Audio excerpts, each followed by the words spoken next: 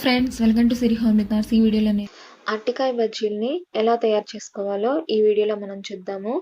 బండి మీద అమ్మే బజ్జీల్లాగా క్రిస్పీగా చాలా టేస్టీగా ఉంటాయి.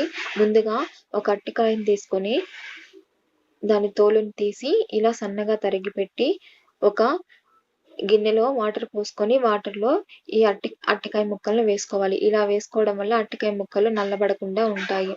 తర్వాత ఒక బౌల్ తీసుకొని అందులో 2 కప్స్ శనగపిండి వేసుకోవాలి. తర్వాత 2 టేబుల్ స్పూన్ బియ్యం పిండి, అలాగే 1/2 టేబుల్ స్పూన్ జీలకర్ర, 1/2 టేబుల్ స్పూన్ కారం, రుచికి సరిపడా సాల్ట్ వేసి అలాగే 2 టేబుల్ స్పూన్ హాట్ ఆయిల్ వేసి బాగా కలుపుకోవాలి. ఇలా కలుపుకోవడం వల్ల బజ్జీలు క్రిస్పీగా వస్తాయి. ఇప్పుడు కొంచెం కొంచెం వాటర్ పోసుకుంటూ బజ్జీ బ్యాటర్లా కలుపుకోవాలి.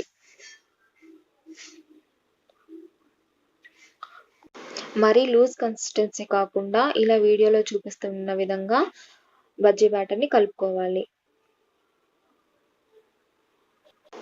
కావాలంటే కారం బదులు పచ్చిమిర్చి అల్లం పేస్ట్ని వేసుకున్నా చాలా టేస్టీగా ఉంటుంది.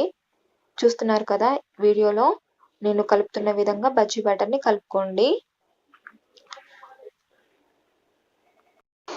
నీళ్ళని ఒకేసారి పోసుకోకుండా కొంచెం కొంచెం పోసుకుంటూ కలుపుకోండి. బజ్జీ బ్యాటర్ కలుపుకున్న తర్వాత స్టవ్ ఆన్ చేసి బాండీ పెట్టుకొని ఆయిల్ వేడి చేసుకోవాలి. ఆయిల్ హీట్ అయిన తర్వాత మనం అరటికాయ ముక్కల్ని ఈ పిండిలో కలుపుకొని ఇలా బజ్జీలా వేసుకోవాలి. ఈ విధంగా అన్ని బజ్జీలను వేసుకోవాలి. బజ్జీలను అటు ఇటు టర్న్ చేసుకుంటూ 2 వైపులా వేయించుకోవాలి.